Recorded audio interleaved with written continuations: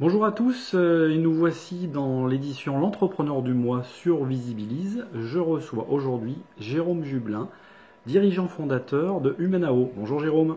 Bonjour Anthony. Alors Jérôme, est-ce que tu peux nous en dire un petit peu plus sur l'activité d'Humanao? Tout à fait. Alors Humanao, en fait, ça veut dire humain maintenant. UMA-NAO, tout simplement. Et on est parti comme constat que l'humain, en fait, il a une caractéristique, c'est-à-dire qu'on a tous un cerveau, et que notre cerveau, il aime bien la routine. C'est-à-dire qu'il n'aime pas, en fait, changer d'habitude.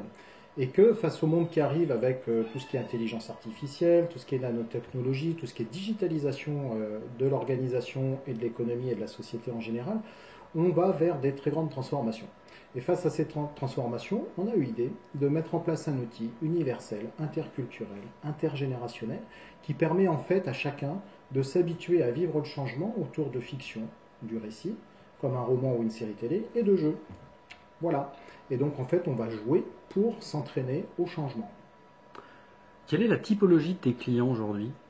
Alors la typologie des clients, on les répartit en fait en trois catégories, Anthony.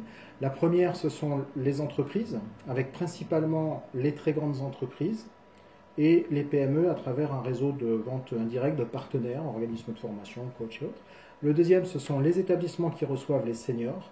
Pourquoi? Parce qu'il y a il y a un vieillissement de la population et en 2050, les seniors seront en proportion donc plus grande, plus importante que les non-seniors.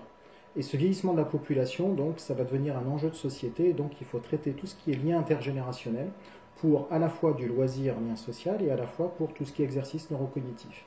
Et la troisième cible de nos clients, ce sont constitués par en fait toutes les structures qui organisent l'insertion sociale et la mixité sociale pour des personnes qui peuvent avoir jusqu'à 300 mots de vocabulaire, 15 minutes de temps de concentration, qui n'ont pas forcément un niveau d'instruction très élevé, mais qui sont, comme nous tous, très intelligents et qui ont un potentiel avec leurs 100 milliards de neurones comme le nôtre, c'est-à-dire qui sont instruits, qui peuvent faire des choses merveilleuses à condition qu'ils aient le terrain de jeu. Et justement, le jeu, donc le principe du Manao, qui s'appelle Game as Human Service, leur permet à la fois de révéler leur talent et à la fois de jouer avec d'autres personnes d'horizons différents, de cultures différentes et de niveaux d'instruction différents. Quels sont les leviers marketing aujourd'hui que tu utilises pour faire connaître la solution et la société?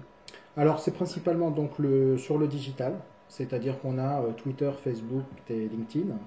Et puis tout ce qui est événement, on était récemment parmi les 8 ateliers d'une journée organisée par la Direct, sous donc le patronage de Jacques Lecomte, la personne qui a écrit Le bonheur au travail et l'entreprise humaniste, et qui a pu assister et remarquer donc ce qu'on arrivait à faire en termes de performance sur la prise de conscience avant la compréhension et la généralisation, donc sur la prise de conscience avec notre procédé Game as Human Service.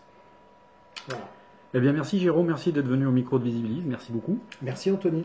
Nous on se retrouve le mois prochain pour une nouvelle édition de l'Entrepreneur du mois. À bientôt.